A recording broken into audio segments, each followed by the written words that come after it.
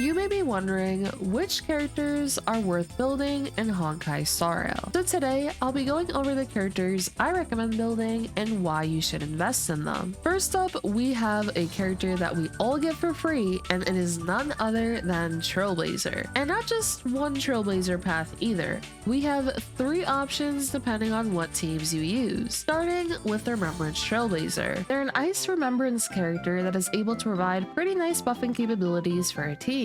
One of the major buffs being Mem support, which is triggered once Remembrance Trailblazer has 100% charge. Mem will immediately take action and advance an ally forward by 100%, as well as provide Mem support. Mem support will now allow that character to deal true damage onto enemies, which will nicely amplify the amount of damage you deal onto them, as this is essentially a final multiplier on the total damage a character can do. For example, let's say you dealt 100,000 damage and you have a true damage buff of 28%. With Mem support, you would take that 100,000 damage number and now multiply it by 1.28, which now results in 128,000 damage total. Remembrance Trailblazer's buff, specifically Mem support, can be used for a variety of damage dealers, as you can use them with Gilgamesh, Casterus, Evernight, Phynon, Himiko Nova, and much more. Their versatility allows them to be a powerful option for many team possibilities, and you can technically apply Mem support to multiple allies, as Mem support lasts for 3 turns on an ally.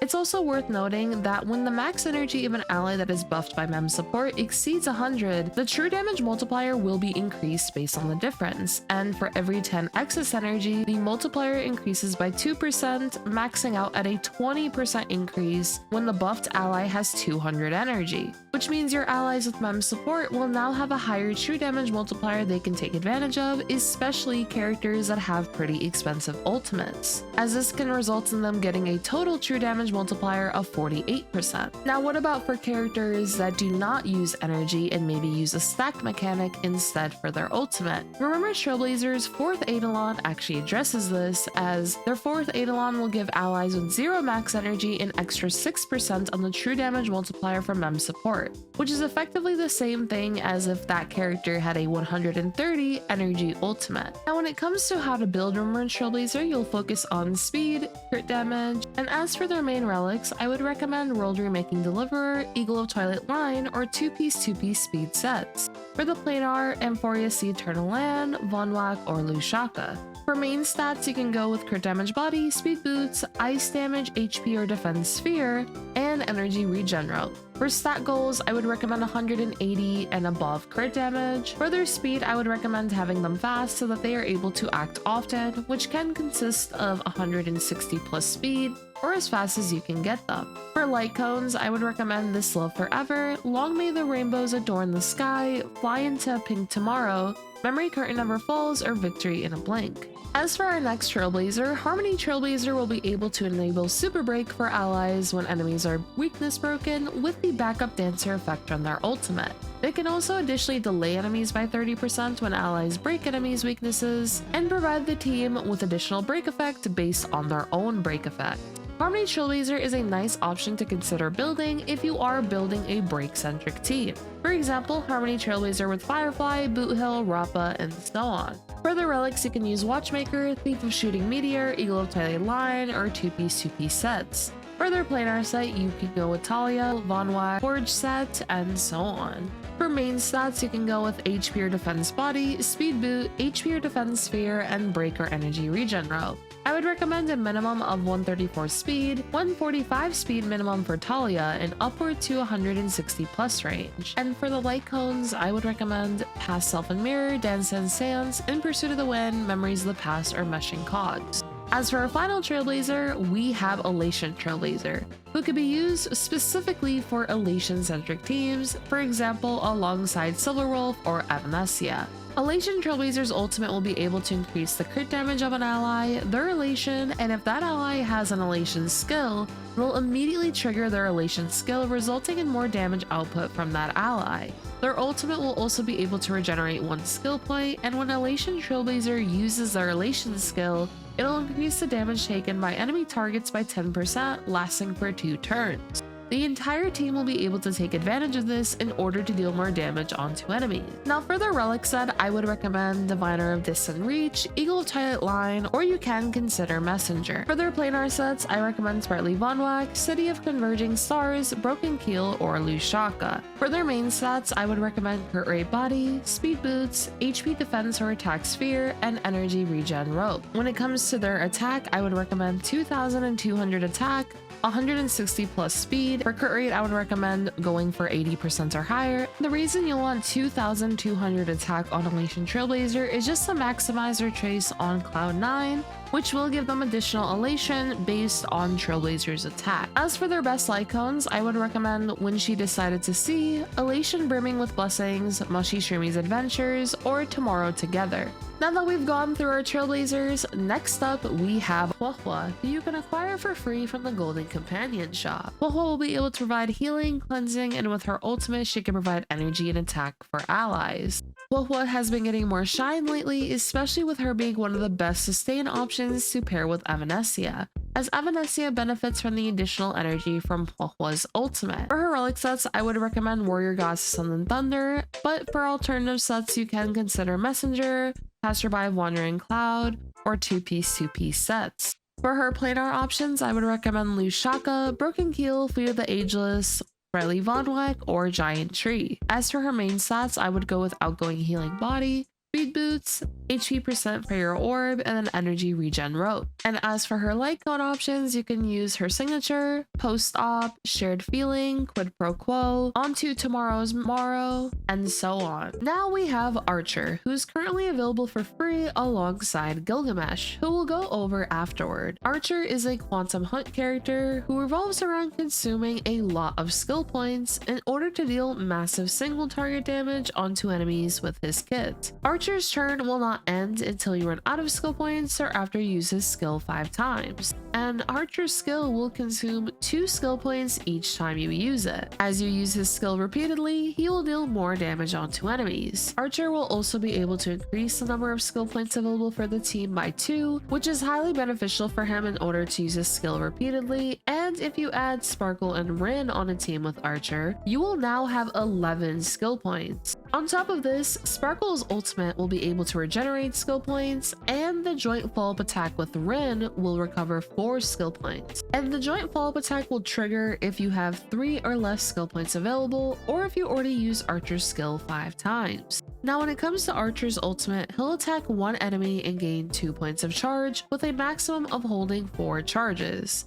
The significance of these points of charge is that whenever Archer's teammate attacks an enemy, Archer will consume 1 charge and immediately launch a follow-up attack. He will also recover 1 skill point by doing this, which assists with the number of skill points available for him to take advantage of. Archer will truly shine when you have a lot of skill points readily available for him to use when it is his turn. Due to this, Sparkle and Rin will be his best partners, as both of them greatly buff him and help with restoring skill points. When it comes to building Archer, for his relic sets, he'll be taking a look at Navigator Sees It, Genius of Brilliant Stars, Wave Strider, Scholar Lost and Erudition. You can also consider Poet of Morning Collapse, but do keep in mind Archer will only get 20% crit rate from this set rather than the full 32%. As for his planar sets, you'll be looking at Ruin La Arena, Tengoku at Livestream, or Inert Salcedo. For main stats, you'll use either a crit rate body or crit damage body. Ideally though, you want to get as close as possible to 100% crit rate within battle,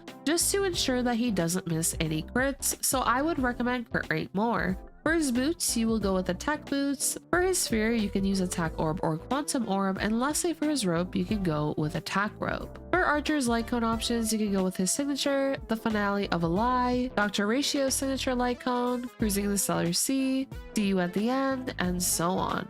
Overall, Archer is a very powerful single target damage dealer who's able to deal massive damage onto enemies due to the fact that he can repeatedly use his skill, and recently received a very nice upgrade with Ren's release. Next up, we have Gilgamesh, who is the other option you can pick up for free between him and Archer. Gilgamesh is a great option to use alongside Saber, or you can use him alongside characters like Morning X Blade, Asheville, and so on. Depending on how many points of interest Gilgamesh has, this will increase his speed and crit damage. For each point of interest in possession, his speed will increase by 10%, and for his crit damage, For every 1 point of interest gained by Gilgamesh, this will increase his crit damage by 25%. This can also stack up to 6 times, so you can get an extra 150 crit damage. As for how Gilgamesh will gain interest, he will gain 1 point of interest when allies take action, 2 additional points of interest when allies use their ultimates, or when Gilgamesh uses his ultimate, which will also gain him 2 points of interest.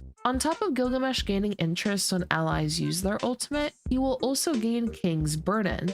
This will increase Gilgamesh's ultimate damage dealt by 40% for 3 turns, and he'll also be able to regenerate a fixed amount of energy equal to 30% of the energy consumed this time. This will greatly help with Gilgamesh getting more energy for his own ultimate, and this is very beneficial as Gilgamesh has a huge ultimate cost of 360. As a quick example, let's say a character like Saber used her ultimate. 30% of a 360 ultimate from Saber would be 108 energy for Gilgamesh. Additionally, once Gilgamesh reaches 10 points of interest for the first time, he'll enter the interest peak state, and in this state, he can only use his skill for the entire battle, and after using his skill, interest will reset. Speaking of his skill will grant him King's Acknowledgement, which will allow Gilgamesh to ignore enemy defenses by 30% when dealing damage, lasting for 3 turns. His skill will also deal lightning damage to one designated enemy and adjacents. The defense ignore is great for Gilgamesh's damage output, as it'll not only further increase his skill damage, but his ultimate damage as well, and this can further be amplified with allies who further reduce enemies' defenses. For example, using Ashville and Mordenek's Blade. As for Gilgamesh's ultimate, he will deal damage onto all enemies and then additionally deal 10 instances of damage to one random enemy. His ultimate will be a huge source of his damage output, and having allies who can use their ultimates often assists with getting Gilgamesh more energy for him to use his ultimate. Now, as for his joint follow-up attack with Saber, whenever Gilgamesh or Saber attack enemies, they'll accumulate 1 attack tally. And after either character attacks, if the attack tally reaches 8, Gilgamesh and Saber will launch a joint follow-up attack, dealing damage onto all enemies. And from there, Gilgamesh will gain 3 interest, Saber will regenerate a fixed 120 energy, and the damage dealt when she uses her next ultimate becomes 200% of the original damage. After the joint follow-up attack, the accumulated attack tally will reset, so you will need to get a tally of 8 once again to launch another joint follow-up attack with Gilgamesh and Saber. This provides a very special synergy with Saber in particular, allowing you to deal more damage onto enemies and provide Saber with more energy and buffs. Additionally, Gilgamesh will be able to increase the attack and crit damage of allies by 20% while on the field as well. And if the allies' max energy exceeds 140, for every 1 excess point of max energy, their attack and crit damage will additionally increase by 1%, up to a maximum of 100%. So if an ally has 240 energy or more, they'll get the full crit damage boost from this trace. As for how to build Gilgamesh, for his relics you can go with Scholar Lost of the Ear Edition, Eagle of Twilight Line, Ash Blazing or Duke with Saber or E2 Blade, or Genius of Brilliant Stars. Although with Genius of Brilliant Stars, do keep in mind if you are using Gilgamesh with the Mordenek's Blade and Ashville, with their defense reduction debuffs and the defense ignore from Gilgamesh giving him the King's Acknowledgement buff, you will overcap on defense shred. So you will want to use a different relic set if you're paired with Mordenek's Blade and Ashville. As for planar sets, you can use the new Cosmic Science planar set, but other planars you can consider could be City of Converging Stars, Inert Salcedo, Isamo if with Saber, and so on. Now for main stats, you could go with crit rate or crit damage body, although I do prefer crit rate as Gilgamesh is able to buff his own crit damage from his interest stack. And within battle, you'll want to get as close as possible to 100% crit rate.